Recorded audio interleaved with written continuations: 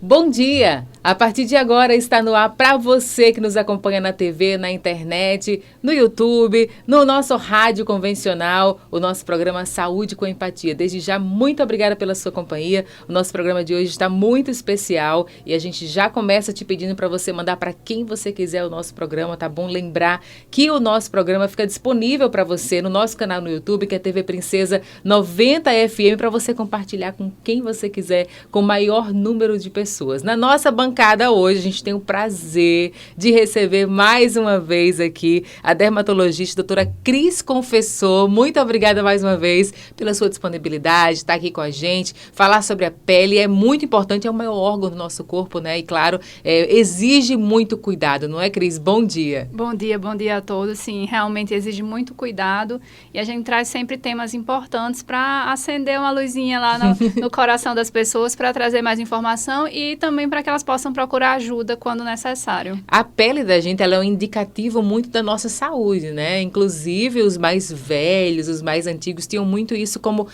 uma característica, né? Que a pele, ela é um indicativo da nossa saúde. A cor, a textura, é muito isso também, não é? Então, é muito importante ficar atento a isso. Com certeza. E a gente, às vezes, dá diagnóstico de outras doenças, realmente, doenças internas, digamos assim, né? De outros órgãos, através da pele. Então, às vezes, o paciente chega pra gente e quando a gente vai diagnosticar, vai precisar da ajuda de outro colega para ajudar, porque, na verdade, é uma manifestação de outras doenças ali na pele. Então, realmente, é um cartão postar um cartão de visitas de muita coisa. Então, é muito importante o nosso programa de hoje. O tema do dia, a gente vai falar sobre câncer de pele, que acomete muitas pessoas, principalmente a gente aqui na nossa região, esse calor, esse sol, né? Acomete muitas pessoas da nossa região e, claro, a gente vai falar sobre isso. Mais uma vez, lembrar para você compartilhar com o maior número de pessoas que você puder, tá bom? Então, tá acompanhando na programação da Princesa através do rádio.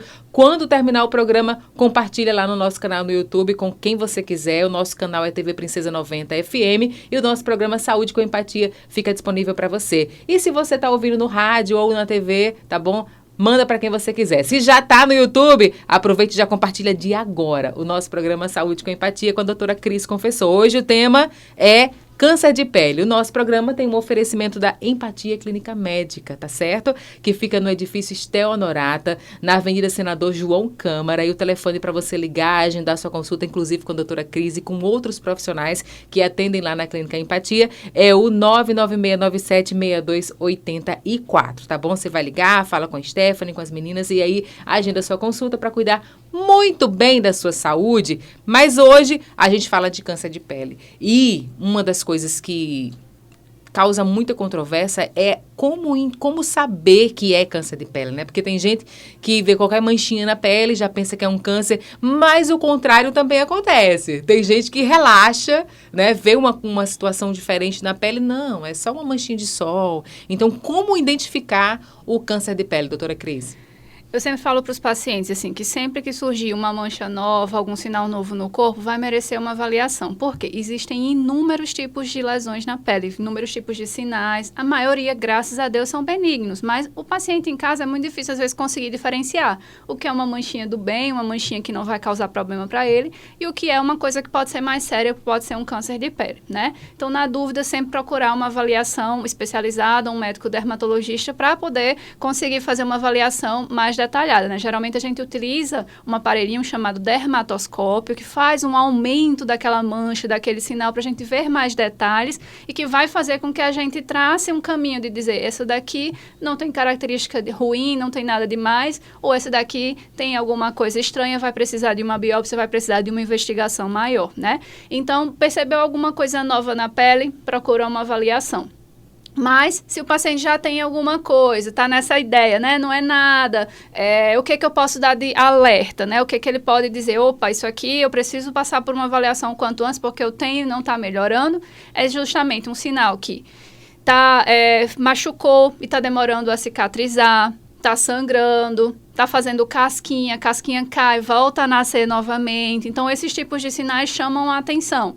Uma mancha, uma pinta que está crescendo de tamanho, que está ficando irregular, o paciente tinha antes, era pequenininha e ele notou que aumentou, isso também vai servir de alerta para que ele procure uma avaliação do médico dermatologista. Mas, como eu falei, eu sempre oriento que o melhor caminho é, viu alguma coisa nova na pele, procurar uma avaliação para a gente conseguir fazer essa diferenciação melhor. Uma coisa que é interessante é que quando a gente vê um bebezinho, né, quando o bebezinho nasce, ele é praticamente sem sinais. Tirando os sinais de nascença, né, às vezes um que vai passando de forma hereditária, né, tipo assim, eu tenho esse aqui, que meu pai tem, minha avó tem, né, inclusive ele disse que se eu tirar, eu tô deserdada. É a marca da família.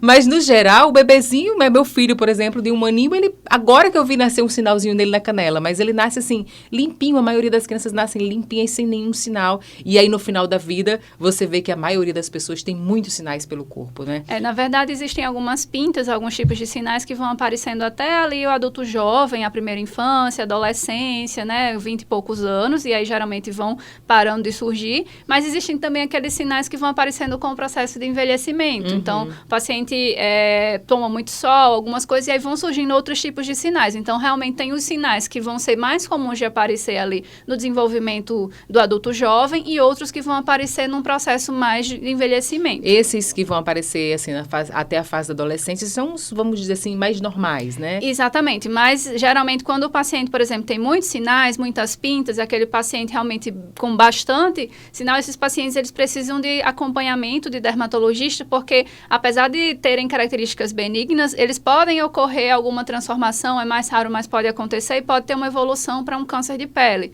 e um câncer de pele um pouco mais agressivo. Então, quando o paciente tem muitos sinais, muitas pintas, geralmente uma avaliação anual no dermatologista é importante para dar uma olhada nesses sinais, ver o que a gente às vezes brinca que é o patinho feio, aquele sinal que está um pouco diferente dos demais, porque esse sinal pode merecer uma avaliação, uma atenção maior ou até uma remoção. Tem gente que só se preocupa quando é um sinal que as pessoas falam assim de carne, aquele sinal que tem volume, né, que coça, que você machuca com a unha sem querer, mas os outros sinais, aquele que não é de volume, também precisa ter uma atenção, às vezes até mais, né, e esses sinaizinhos que o pessoal diz popularmente de carne, às vezes são os mais inofensivos, mas que incomodam, porque, por exemplo, é muito comum no pescoço, às vezes a mulher tá lá com um colar, alguma coisa, aí machuca, né, e aí às vezes aquele é o que mais incomoda, então acontece muito de aparecer na virilha ou na axila, e aí tem a depilação, tem medo de machucar, e esses sinais incomodam até mais por uma questão da localização do que por algum risco de evolução, desenvolvimento de câncer de pele ali. Mas sempre tem como tratar, né? Tem como remover esses sinais se o paciente se incomoda esteticamente com eles, ou se o medo é de câncer de pele, a gente avaliar e tranquilizar, que também é sempre muito importante. Tem os sinais de sol, né? Por exemplo, a minha mãe, e normalmente as mulheres ficam mais atentas a isso, né? Os sinais de sol no braço, Sim. no colo, né? Aqui, a gente fica mais atenta a esses sinais por uma questão estética, né? Mas também, esses sinais, eles também têm a questão da saúde também, não é? Exatamente, porque assim, eles vão ser um indício de que o paciente teve uma exposição ao sol ali ao longo da vida importante, né? Vão surgir o que a gente chama de melanoses solares, que são as manchinhas de sol, as sardinhas brancas, que também aparecem pelo sol e às vezes os pacientes não sabem que são do sol, mas ali o que está mostrando é que o dano do sol foi suficiente para causar uma lesão de câncer de pele. Então, ali naquela região também pode surgir um câncer de pele. Por quê? O fator de risco é o mesmo. O fator de risco para o envelhecimento precoce da pele, para o surgimento das manchas é a exposição crônica ao sol, assim como o desenvolvimento do câncer de pele vai ter esse mesmo fator de risco. Então, um paciente que tem muitas manchas, ele dá um indício de que teve muita exposição ao sol. Então, aquele paciente precisa ser monitorado porque pode vir a desenvolver um câncer de pele. A gente falou aqui do sol, né, da exposição ao sol, por exemplo. A minha mãe, por exemplo, ela falou que na infância dela não tinha essa preocupação em usar protetor solar. E aí ela foi criada no sítio, no Rio e tal, então ela realmente se expôs muito ao sol. Tem como recuperar isso? Tipo assim, na minha infância, na minha adolescência, eu me expus muito ao sol. Hoje eu tenho muitas manchas de sol, aquelas manchas que ficam, né, no braço, no colo, como a gente falou. Então, Tem como reverter, de alguma forma, essa superexposição ao sol, antigamente? Reverter completamente a gente não vai conseguir, mas amenizar muita coisa a gente consegue sim, né? Então, as manchas, existem clareadores que a gente pode utilizar para melhorar aquelas manchas da pele, o envelhecimento precoce, então aquela pele fica mais enrugadinha, tem como a gente tratar para melhorar um pouco.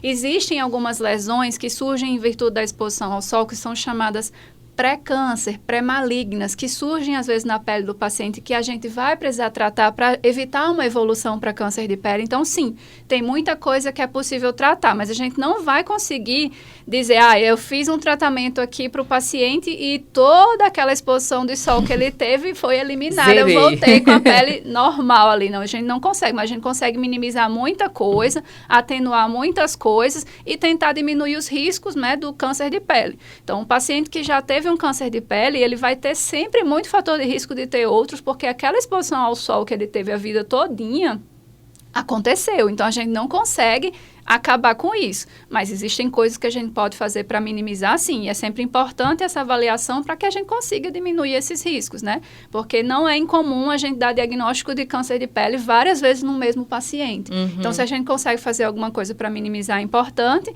sem esquecer, obviamente, do principal, que é a proteção solar. Então, eu sempre puxo a orelha dos pacientes, né? Quando a gente vai estar lá conversando no consultório, porque às vezes os pacientes, mas eu já tenho 60 anos, 70 anos, não usei protetor a vida toda, vou usar agora? Vai, porque você vai ter uma vida pela frente e todos os anos que a gente tiver usando o protetor solar, a gente vai diminuir o risco de mais câncer de pele, então tem que usar sim. Mas todo protetor solar protege contra câncer de pele? Sim, se ele está lá, se ele foi regulamentado pela Anvisa, se está lá que tem um fator de proteção, ele vai ser válido, independente da cosmética X, Y ou Z. O protetor é baratinho, vai funcionar? Vai. Qual que é a orientação que a gente dá? Tem que ter pelo menos um fator de proteção 30. Se o paciente tem uma grande exposição ao sol, eu costumo orientar um fator de proteção maior. Então, geralmente, aquele númerozinho que aparece no rótulo do protetor acima de 50, então 50, 60, 70, ele vai dar uma proteção a mais, mas não tem a ver com marca. Qualquer marca que encontrar lá na farmácia, no supermercado, é protetor solar, vai servir e deve ser utilizado. Uhum. O que difere muito é se ele é mais confortável ou não, né? O paciente tem uma pele oleosa, não gosta que o protetor fica pegajoso. Então, a gente vai ter, sim, tem muita tecnologia hoje, muitos protetores mais tecnológicos que vão tirar um pouquinho dessas sensações, né? Eu quero um protetor mais sequinho, eu quero um protetor mais hidratante. Então, tem para todos os gostos. Mas, se a gente está pensando unicamente em proteção solar para o risco de câncer de pele, o paciente não se importa com essas outras características, ele pode comprar qualquer um e vai estar protegendo sim. Uma das coisas que a gente ouve falar é que pessoas negras, né, pessoas pretas, elas não precisam de protetor solar. A gente ouve muito falar isso e acaba que é disseminado isso, né? E é um grande mito, né? E tem que ser acabado esse mito, porque, na verdade, assim, a pessoa que tem uma pele negra, uma pele mais morena, ela vai ter mais melanina, que é o pigmento que protege ali a pele. Então, sim, ela tem um pouco mais de proteção, mas se ela não usa nada para proteger, ela pode desenvolver um câncer de pele também, né? Então, é aquela pessoa que ela bronzeia quando vai à praia, indiferente de pessoas que têm uma pele mais clara, mais branca, que queima. Eu não bronzeio, eu fico logo rosa. A queimadura Meu sonho era ficar bronzeada. A queimadura solar é um fator de risco para câncer de pele, né? Então, pessoas que queimam quando se expõem ao sol, elas têm mais risco de câncer de pele. Então, a pessoa com a pele morena, uma pele negra, ela não vai ter, assim, vai bronzear, ela vai ter uma proteção a mais, mas ela não está isenta de risco. Então, tem que usar o protetor solar. Uma outra coisa que a gente escuta falar, você falou do mito aí, dos mitos, né? Essa questão das pessoas pretas.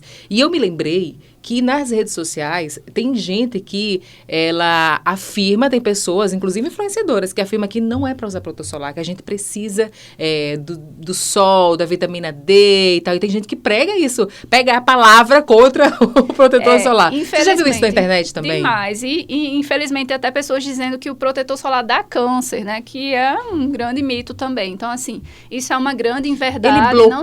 Ele bloqueia a nossa absorção à vitamina D do sol, protetor Existem solar? dois tipos de protetor solar, o protetor solar físico e o protetor solar químico. No protetor solar físico, ele vai, a radiação vai chegar e vai ser... O físico é aquele que a gente passa assim? E fica meio branco. Ele fica, às vezes a gente não consegue absorver por completo ele.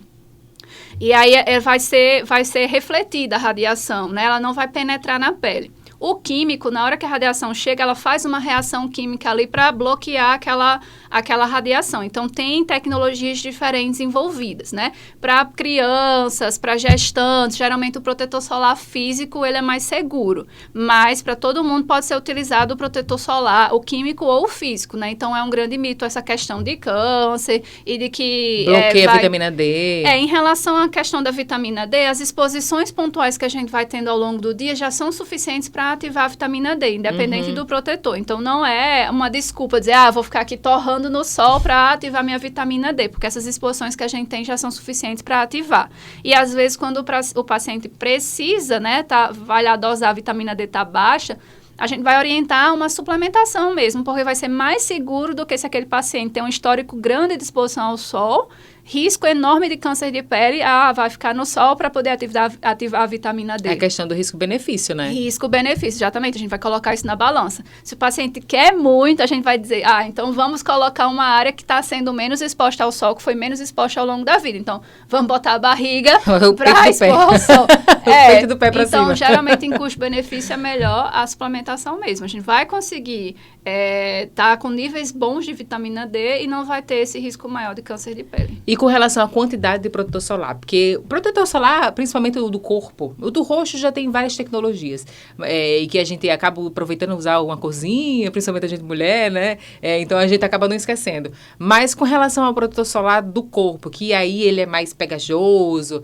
eu, por exemplo, eu vou até me confessar aqui, do rosto eu nunca esqueço, mas já do corpo, no geral, eu acabo deixando passar, né? Porque aí a gente usa mais quando vai na praia, quando sabe que vai se expor para não queimar, mas no dia a dia a gente acaba não usando esse do corpo, né? O protetor solar do corpo. Com relação a essa quantidade, com relação à reposição do protetor solar, porque a gente passa de manhã, passa o dia fora, e aí como é que a gente pode administrar essa questão, né? Geralmente, para tentar fazer uma orientação, existem várias estratégias, né? De um modo geral, a gente tem que ter cuidado para não deixar nenhuma área sem passar o protetor, porque às vezes está passando numa área e esquece outra área, né?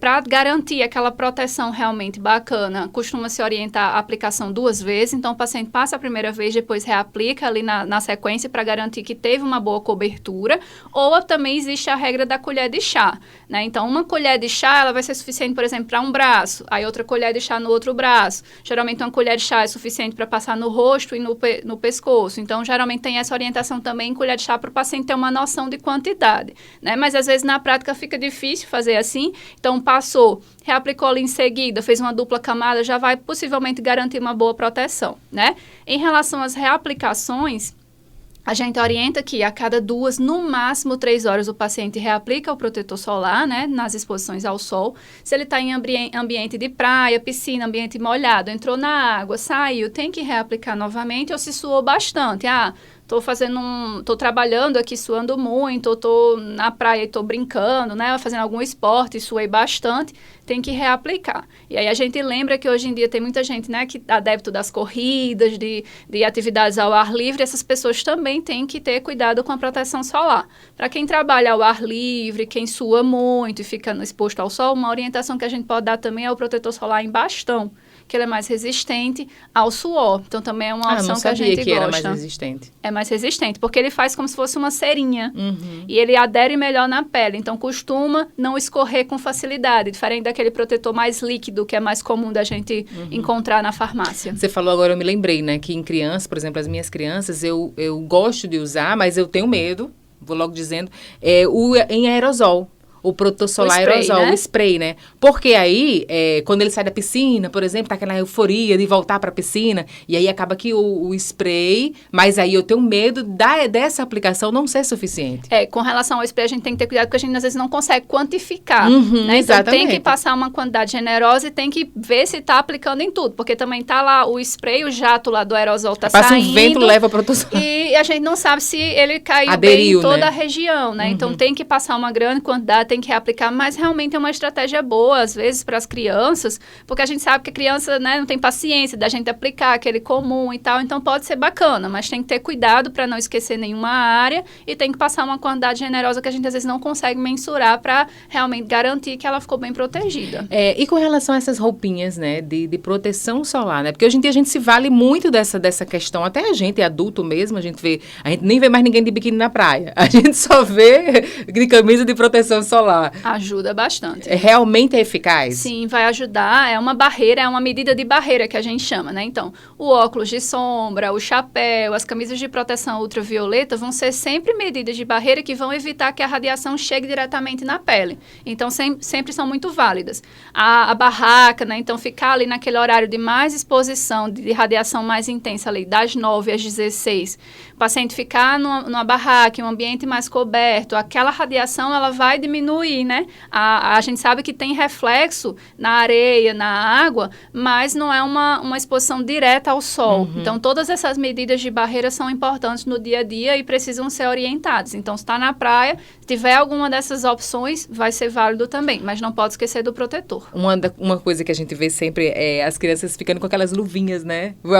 A camisa de proteção vai até aqui, aí a mão da criança fica queimada. Pois é. E luvinha, às vezes, praticamente. E esquece de algumas áreas também, né, criança? Né? A orelha. Aí a orelha queimadinha. E aí no pescoço. Futuro pode ter a nuca, né? Então são áreas que às vezes são esquecidas e que são pele, né? Calvos, precisam passar o protetor solar no couro cabeludo, né? Então são áreas que às vezes são esquecidas e que vão ter uma queimadura solar e que vão ser risco de câncer de pele no futuro. Então tudo isso a gente tem que minimizar. É uma preocupação que tem que ser constante, não é só na praia e também no dia a dia, né? Principalmente você falou aí dos homens, os homens já tem mais essa questão de deixar passar mais, mas principalmente os calvos, né? Que tem mais pele à mostra. Exatamente. Né? Onde tiver, eu sempre digo aos pacientes, depende de como você saiu ali no dia, né? Eu saí com uma camisa comprida, uma coisa, já vai diminuir a área que vai passar o protetor, mas nas áreas que ficam expostas vai ter que passar o protetor, porque querendo ou não, o tecido, sim, ele vai ter uma proteção ali, né? Contra a radiação. Então, vamos trabalhar as áreas que não estão protegidas de nenhuma forma, vamos aplicar o protetor nessas áreas. As áreas mais expostas ao sol, que tem mais risco de câncer de pele, quais são? O rosto, as orelhas, o pescoço, os braços, que são as áreas que ficam expostas diariamente, né? Uhum. E não tem essa, hoje eu vou ficar só em casa. Nunca é assim. Então, sempre vai ter uma saída. As mulheres, né? Às vezes tem o teu paciente dona de casa. Eu vou lavar a roupa no quintal, eu fico exposta horas e horas no sol. Então, ali ela precisa estar usando uma proteção também. Uhum. Mas já que a gente já falou dessa proteção, desse cuidado, acaba que sendo como medidas preventivas, né? Ao câncer de pele.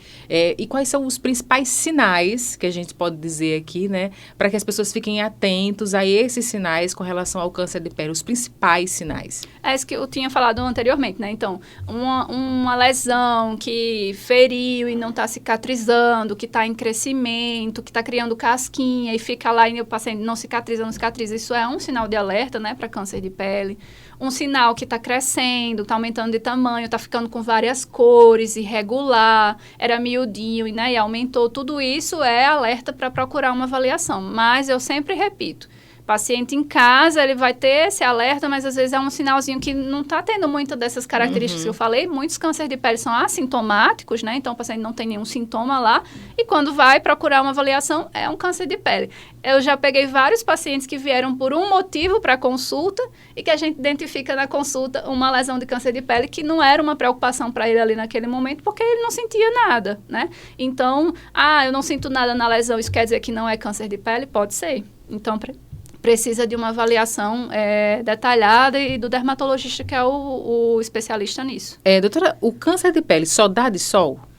Geralmente é o principal fator de risco, mas existem algumas outras possibilidades. Por exemplo, a genética, né? Então, existe câncer de pele que o histórico familiar vai contar. Então, se eu diagnostiquei um melanoma, que é um câncer de pele até mais agressivo e que requer muito cuidado, na família, né, os irmãos, os pais, a gente precisa monitorar esses pacientes também. Então, a gente dá o diagnóstico de um e orienta que a família precisa ser avaliada, porque pelo histórico familiar, principalmente, por exemplo, gêmeos, eles podem ter mais chance de desenvolver. Então, eu recentemente estou com um paciente que a gente identificou um melanoma, ele é gêmeo, idêntico de outro, e eu disse, traz seu irmão aqui, vamos ver o restante do pessoal, porque às vezes a gente pode identificar outras lesões em outras pessoas. Então, tem a ver também com genética, câmeras de bronzeamento artificial, que são proibidas no Brasil, que a gente sabe que às vezes clandestinamente funcionam, né? Então, pacientes que fizeram bronzeamento artificial, sessões de bronzeamento artificial, vão ter risco de desenvolvimento de câncer de pele, porque a radiação que tem ali